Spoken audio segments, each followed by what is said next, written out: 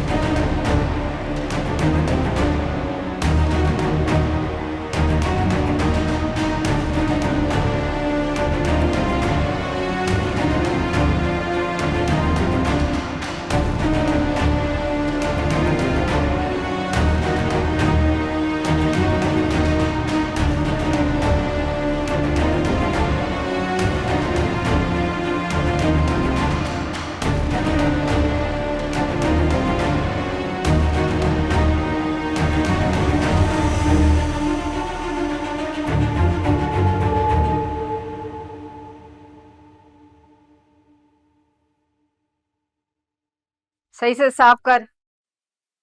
खुद से तो काम होता नहीं है, बस सर पे ही खड़ा होना पड़ता है। अस्सलाम वालेकुम पप्पू। अस्सलाम वालेकुम अम्मी। वालेकुम अस्सलाम, जीती रहो। अम्मी आ नहीं रही थी, जबरदस्ती लेकर आया हूँ मैं इसे।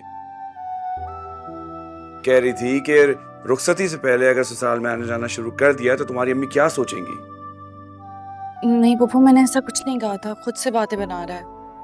अच्छा किया बेटा तुम आ गई। काफी दिनों से मैं तुम्हें याद कर रही थी।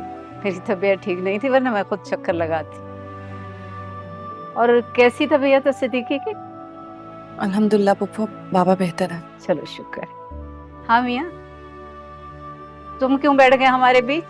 अरे भाई, सास बहू को अकेले में भी कोई बात करने दो ना। जाओ यहाँ से। ठीक है, मैं चेंज कर आता हूँ। बैठ।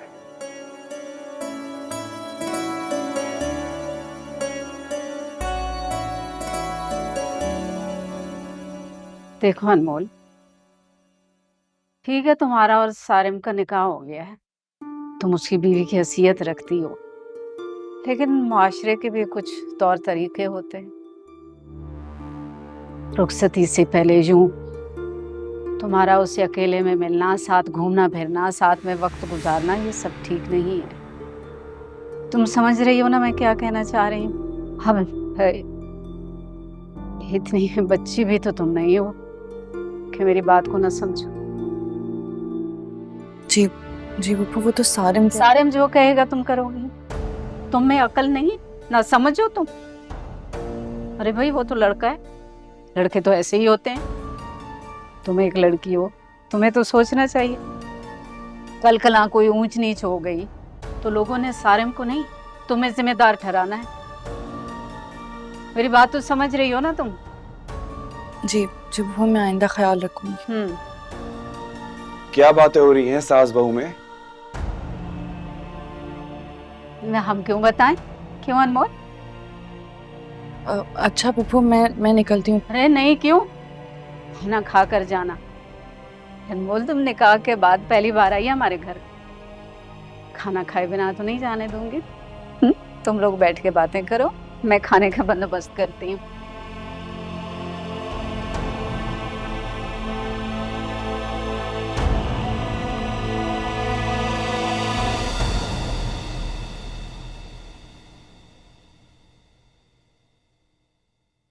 ये क्या? तुम्हें विदाउट शुगर लाने को कहा था, तुमने इतनी चीनी डाल दी है इसमें। जब काम नहीं करना आता तो यहाँ क्या कर रहे हो? Get out! कल से काम पे आने की जरूरत नहीं है तुम्हें। गलती हो गई सर। मैं तुम लोगों को सैलरी इसलिए नहीं देता कि मेरा ही सर का दर्द बन जाओ तुम। कहा ना, कल से तुम्हें काम पे आने की जरूरत नहीं है। Get out. तुम अभी जाओ, मैं बात करती हूँ। क्या बचो, मत किया करें इनकी हमायत। मैं देख रहा हूं जब से आप हमायत करने लगी इनकी, सर पे ही चढ़ते जा रहे हैं ये लोग। और मैं देख रही हूँ कि तुम्हारा गुस्सा दिन ब दिन बढ़ता जा रहा है।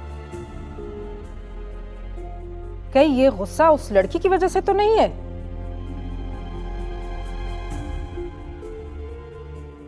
देखो कमाल, ये दुनिया एक लड़की पे खत्म नहीं हो जाती। तुम्हारे लिए प्रपोजल्स की कमी नहीं है। क्या नहीं है तुम्हारे पास?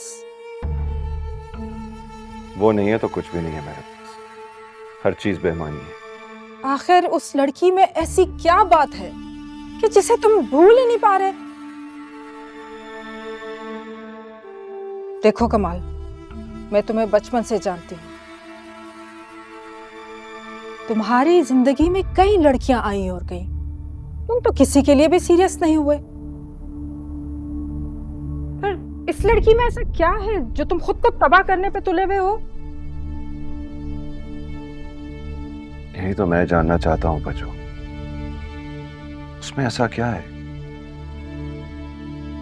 मैं जानने की कोशिश करता हूं लेकिन वो मुझे जानने ही नहीं देते।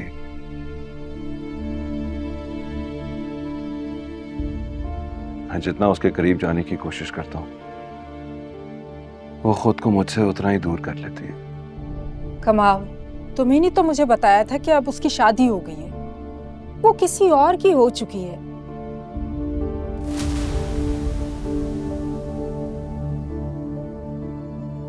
देखो मेरे भाई, वन साइडेड मोहब्बत इंसान को अंदर ही अंदर खा जाती है और मैं तुम्हें किसी इस तरह की अजियत में नहीं रहने दूंगी।